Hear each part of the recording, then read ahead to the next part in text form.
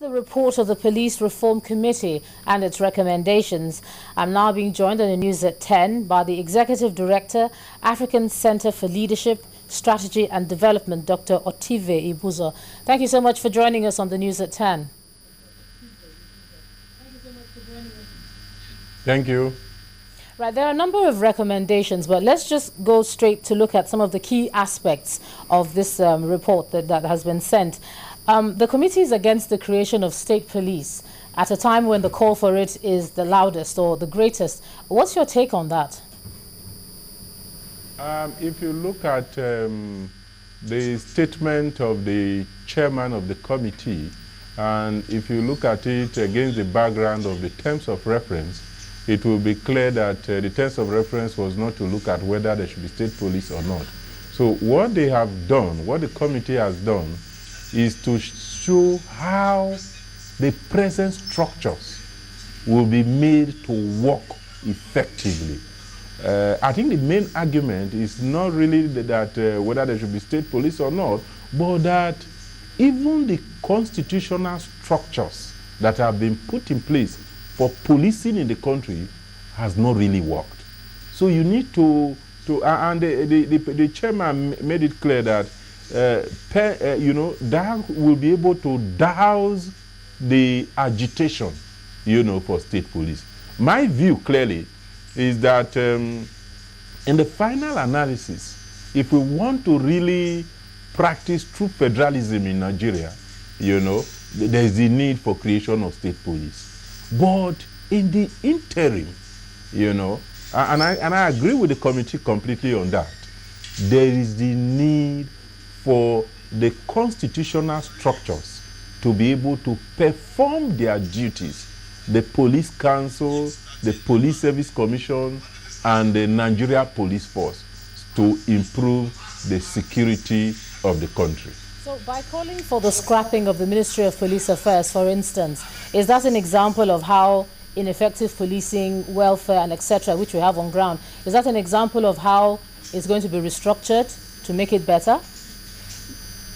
Well, I think the recommendation for the scrapping of the Ministry of Police Affairs is just, contingent on the argument of the committee that the institutional mechanisms, institutions for governance of the police has not really worked. And I think that the committee also made that point, that there has been several committee reports, and my own understanding, of the policing in Nigeria and the various reports that have been produced in the past, including Mandami report, including MD Yusuf report, is the fact that this present committee's report introduced some new key elements. First is the issue of institutionalization of the governance structure for performance. Second is the question of professionalism of the police. And third, and I think for me, that is actually even the most important, is the calling for the establishment of an implementation framework. Because, what we are seeing in the country is that several committees have been set up in the past, but their recommendations were not implemented. And that is why when the Pari Osayende committee was set up, it was met with a lot of cynicism, especially from civil society.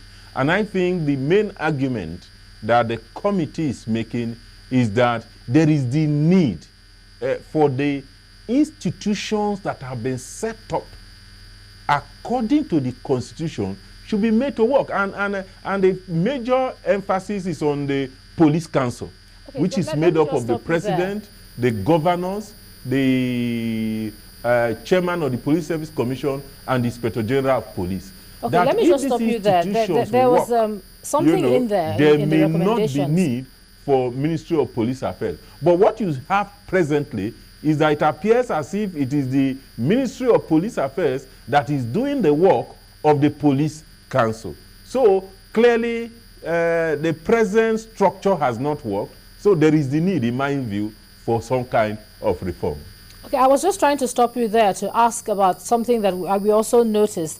The idea of allowing the police to prepare its own budget and to determine its own spending. Do you see that as, with what we have on ground right now, do you see that as a way of ending some of the issues that we have with the force already?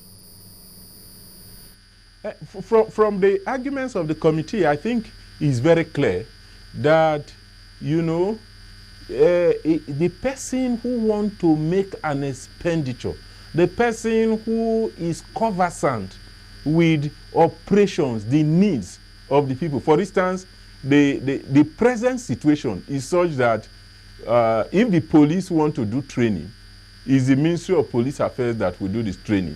I mean, we do the contract, we select the trainers and all of that. And the committee's report is saying that the person who needs the training should be able to determine, you know. And I think there is a lot of sense in that argument. But it's not just, in my view, it's not just a question of saying instead of Ministry of Police Affairs, it should be the IGP.